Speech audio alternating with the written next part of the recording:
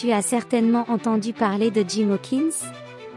C'était un jeune garçon qui vivait avec ses parents dans l'auberge de l'amiral Benbow, un endroit tranquille, jusqu'à ce qu'un étrange visiteur arrive et bouleverse sa vie. Un mystérieux vieux marin surnommé le Capitaine.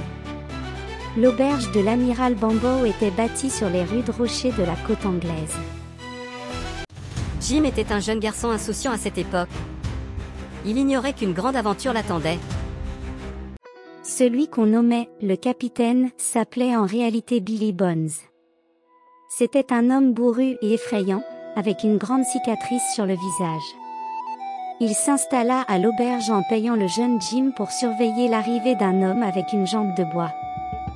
Billy Bones buvait beaucoup de rhum et semblait cacher un lourd secret. Mais pourquoi cette obsession pour l'homme à la jambe de bois? Cela intriguait fort Jim Hawkins.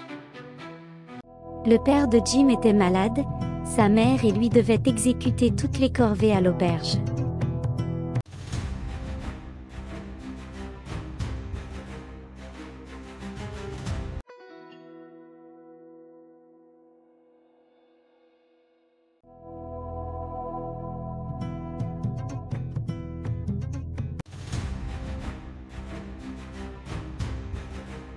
Bones était effrayant. On aurait bien aimé savoir ce qu'il cachait dans son coffre et pourquoi il passait autant de temps sur la grève avec sa longue vue. Le coffre attirait les convoitises, et à juste titre car il contenait la carte menant au trésor caché par le célèbre pirate Flint. Mais cela, les pirates l'ignoraient.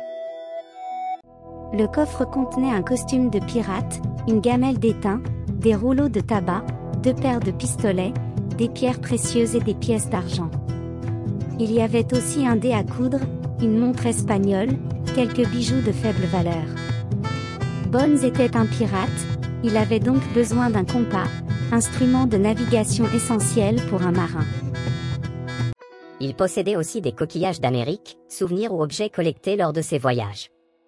Un sac de toile rempli de pièces d'or et surtout un rouleau de toile cirée contenant des papiers dans lequel se trouvait la précieuse carte au trésor.